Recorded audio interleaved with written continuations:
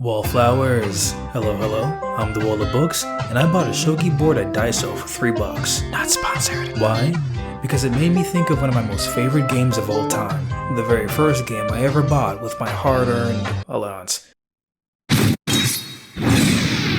Brave Fencer Musashi! If you've never heard of it, it's a game for the PS1. In the middle, there's a bit where some of the people you save have a coded message which reveals the whereabouts of the enemy. They detail the directions to their hideout using shogi pieces, which is a mystery at first, until someone else you save translates a book at the library, teaching you about shogi if you were like me and never heard of it before. But it's a real game, and I love that Brave Fencer Musashi was able to teach me real-world information about a different culture, seeing as some consider shogi to be Japanese chess. Just in case you're curious, or you're literally playing through Brave Fencer Musashi for the first time almost 25 years after release. What year is it? Here's the trick to the shogi code. The code puts you on location at Meandering Forest, which feels like a labyrinth. It reads gold, knight, knight, knight, bishop, followed by left, right, right, left, up.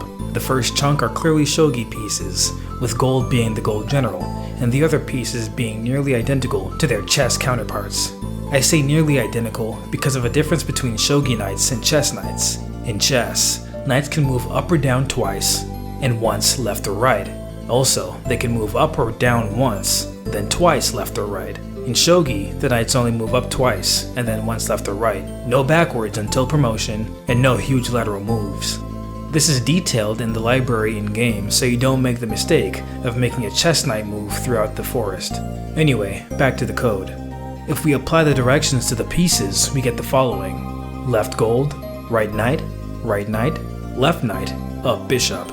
The gold general moves once, so the movement through the forest will be left, up right, up right, up left, and up until the end. The fact that the coded message says bishop for the final piece is kind of confusing though, especially since the library teaches you about lance, and the last movement is essentially a lance move. Probably a mistranslation or an error on the Videogames part. You had one job. Just the one? This little inclusion of shogi I thought was cool, and I'm glad that things like anime and video games can teach people about things they might not have knowledge of simply because of where they live on the planet.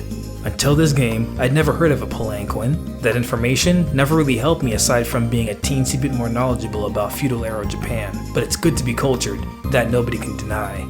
I now have a shogi app downloaded on my phone, so I can be as bad at that game as I am with chess. I'm really glad I spotted this board game in the store because it was incentive to play as Musashi again. I didn't know it when I was a kid, but the character is super loosely based off of Japanese swordsman Miyamoto Musashi, who just like in the game was said to have messy bluish hair, fight using two swords, and have a rivalry with someone named Kojiro. I looked them up a bit, and the story goes that the real Kojiro discarded his sheath before his fight with Musashi, just like in the game. Apparently, the real Musashi reacted to this by saying if you have no more use for your sheath, you're already dead. Which was likely too badass for this little guy. Who cares? Waste of time to worry about it. I always have a lot of fun with historical figures being put into ridiculous fictional situations. Have y'all seen Abraham Lincoln Vampire Hunter? Or that one scene in Lovecraft Country with Jackie Robinson? So much fun. Anyway, I played through it on stream. Come join me for some Overwatch or something sometime, I don't know. But thanks for watching and supporting the Wall of Books. If you'd like to see more of the inside of my brain, please consider liking and subscribing. Have you learned real life information from a video game? Let me know down in the comments.